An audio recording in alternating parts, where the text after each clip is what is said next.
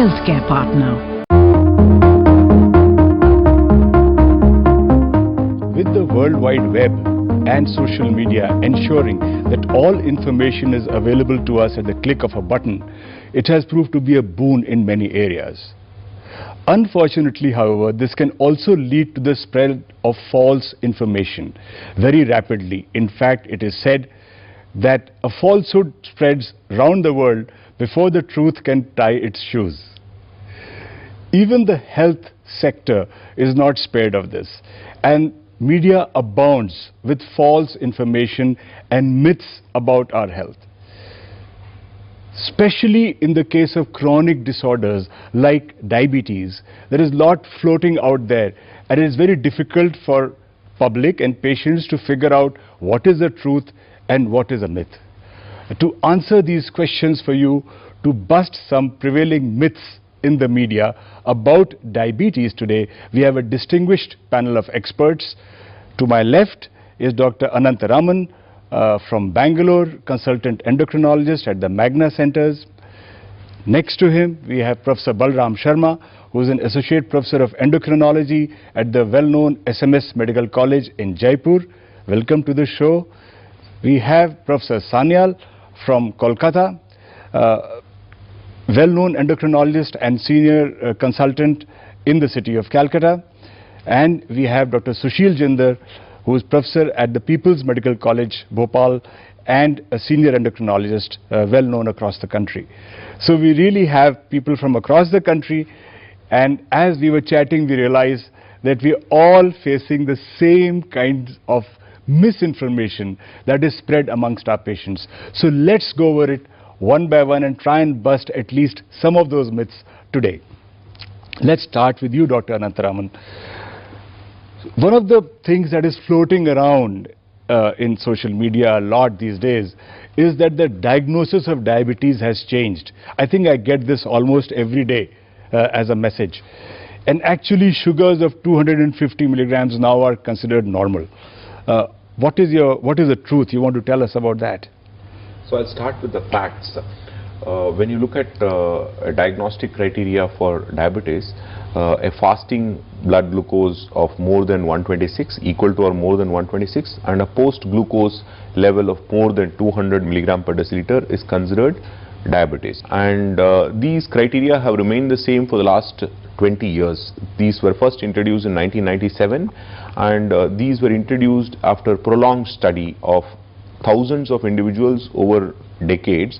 So those individuals who developed complications had blood glucose at these levels. So based on the science, we have defined these numbers. These have not been designed to look at anybody's convenience. You know, it is not meant to trigger treatment.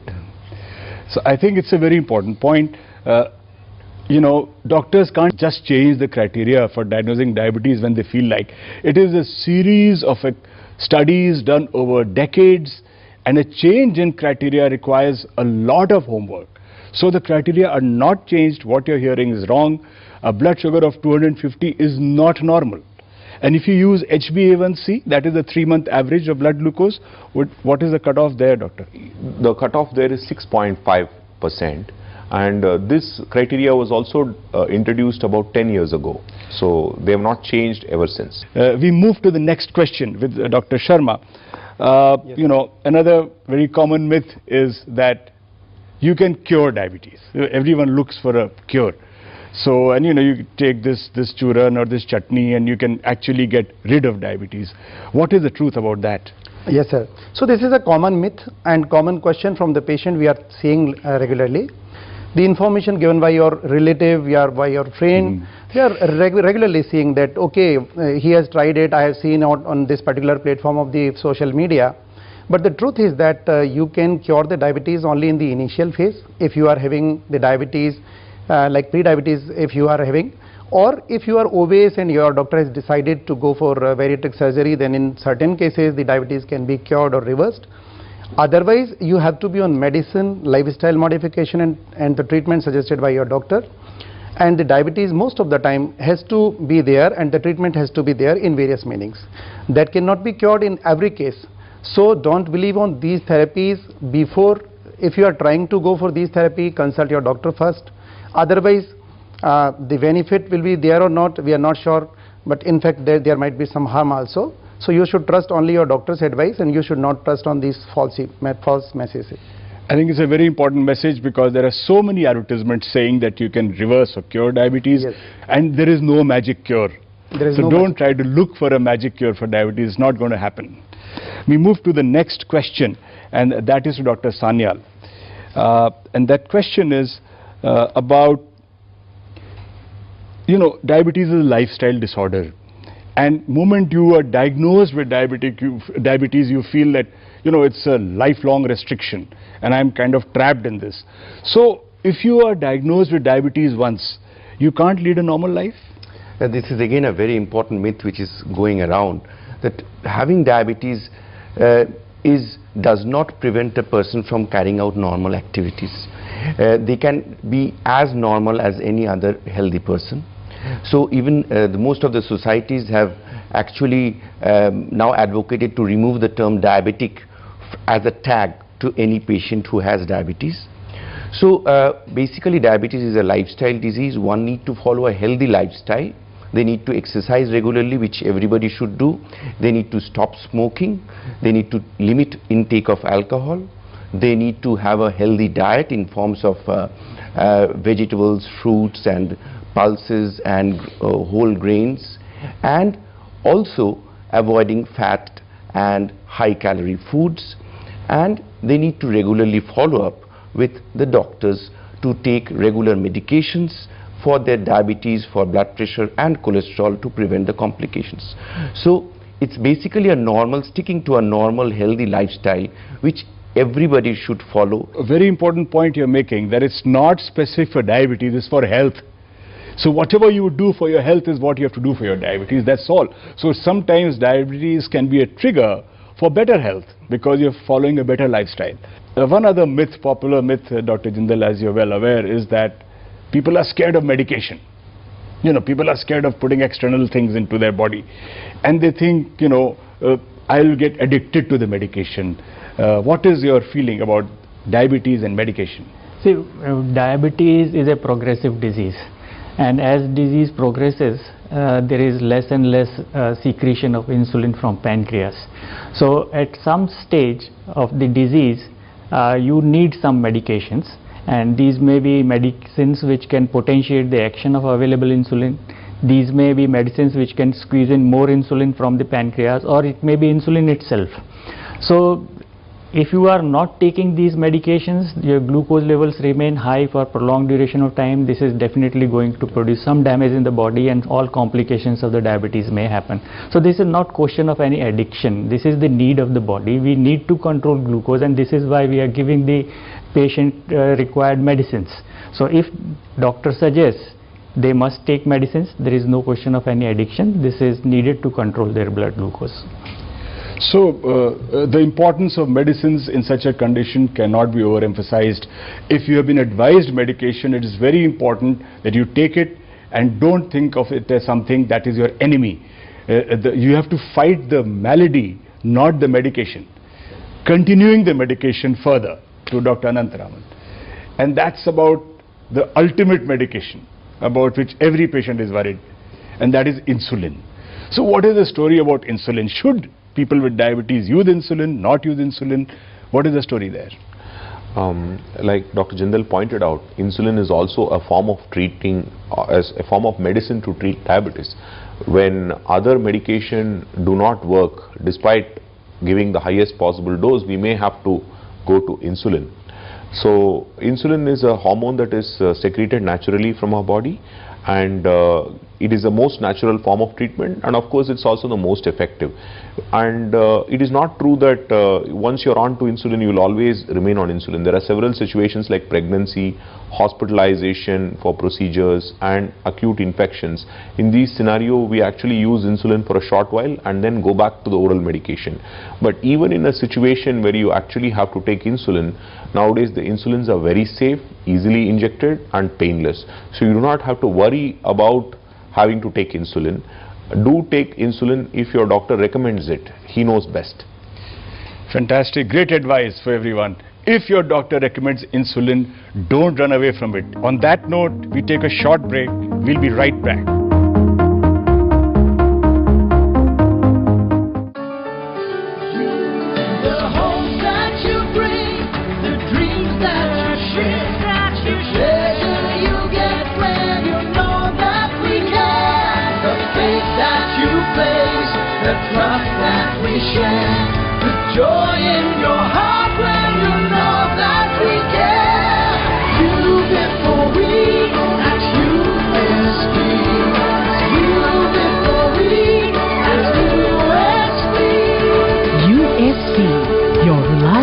Healthcare partner.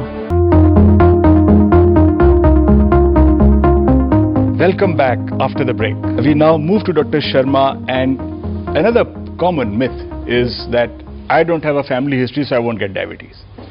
So is it important, necessary to have a family history to get diabetes? Actually, in those cases where the family history is there, the chances of diabetes will be little more in comparison to the normal population.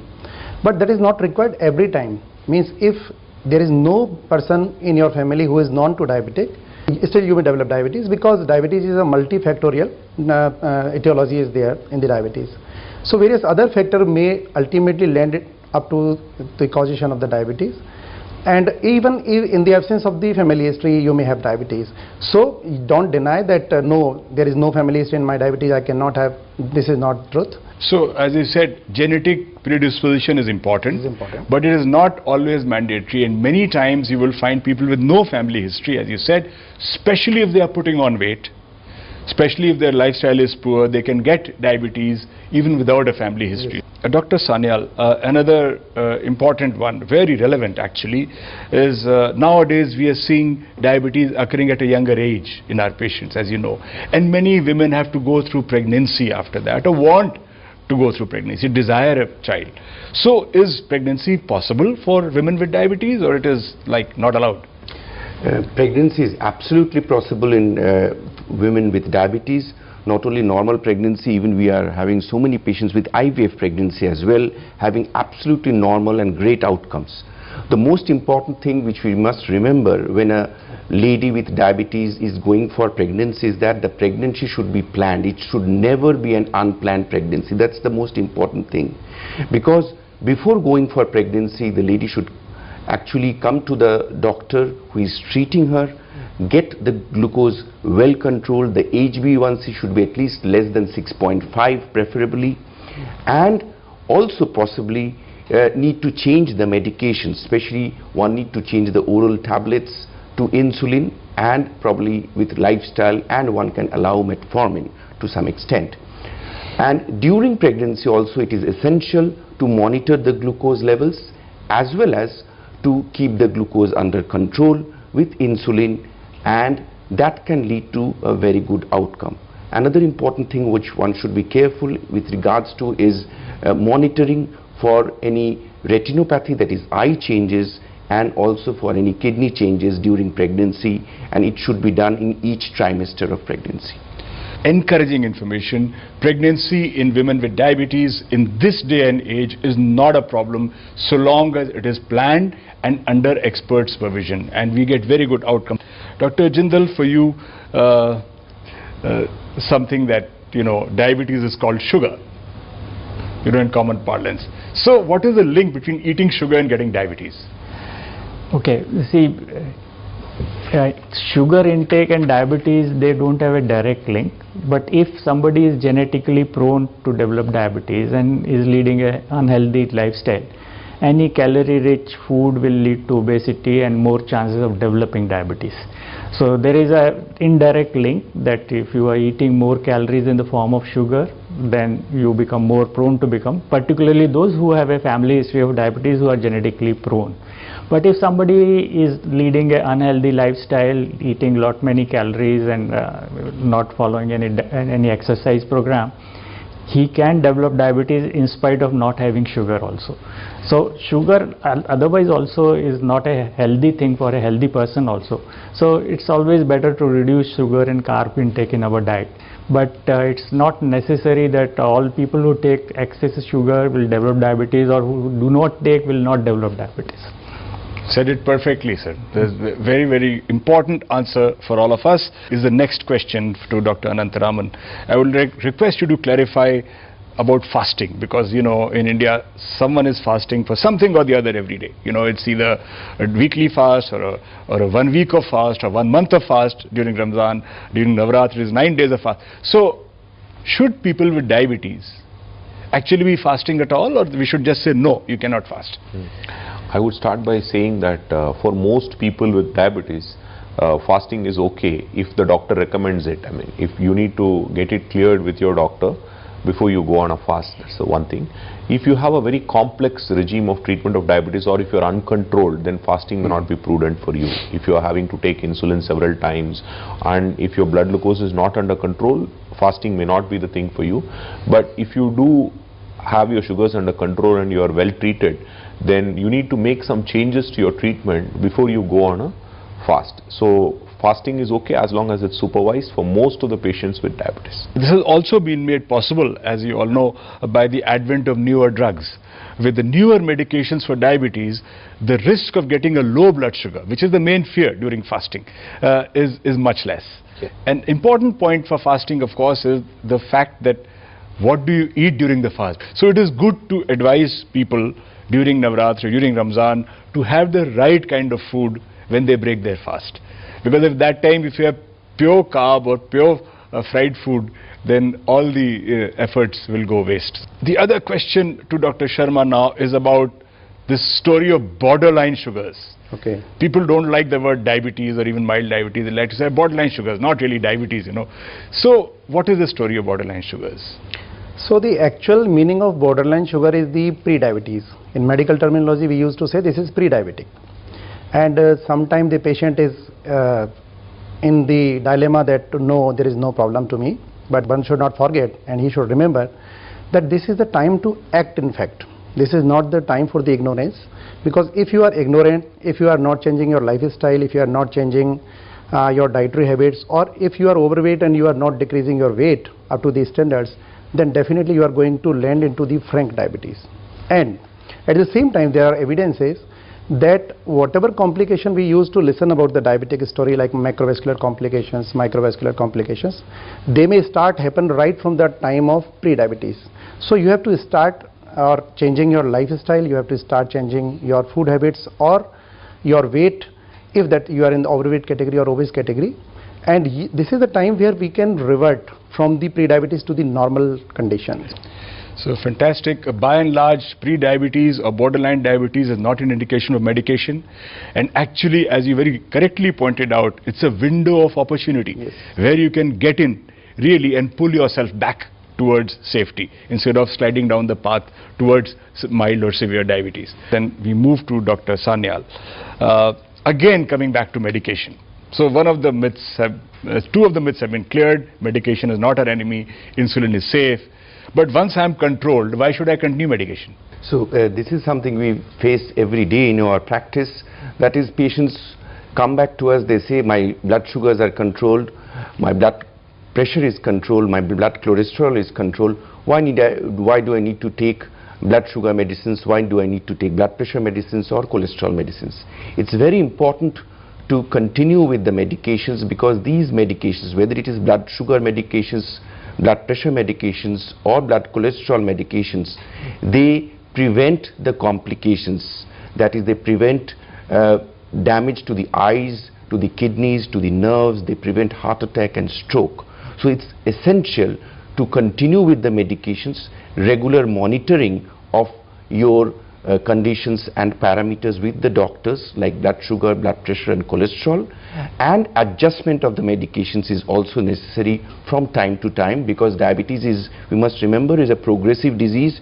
There is progressive decline in insulin secretion gradually over time, so we need to up-titrate medications most of the time, and at some point of time, as we have already discussed, we require insulin at some point of time. But it is essential that to prevent the complications, to have a healthy life, and also to prolong life, also in a diabetes patients, we need to be compliant, we need to have the glucose, the blood pressure and the cholesterol under control regularly. Thank you. That was very, very important messaging. Once your numbers are okay, don't just stop your medicine.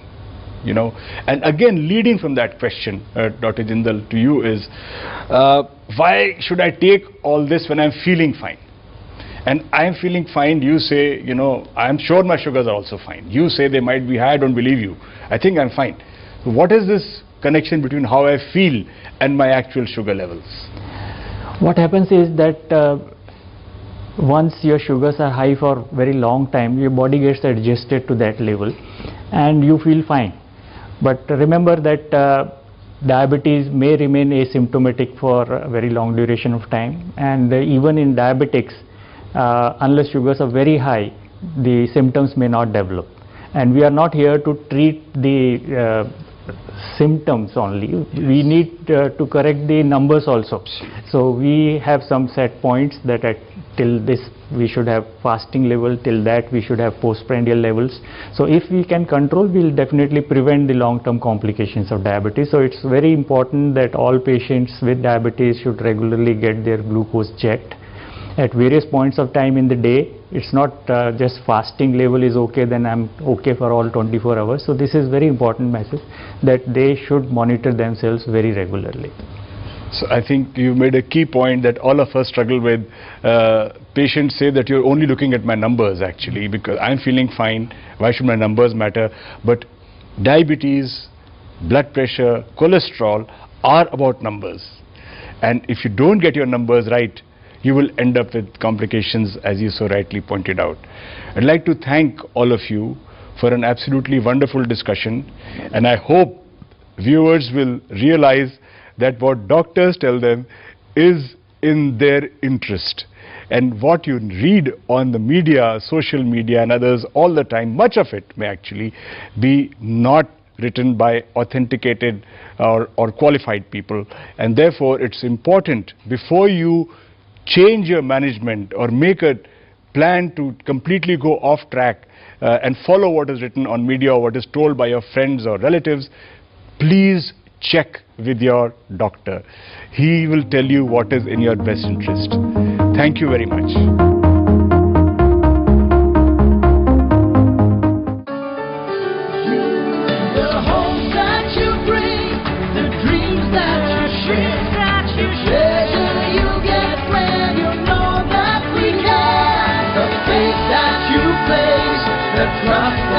The joy in your heart when you know that we care.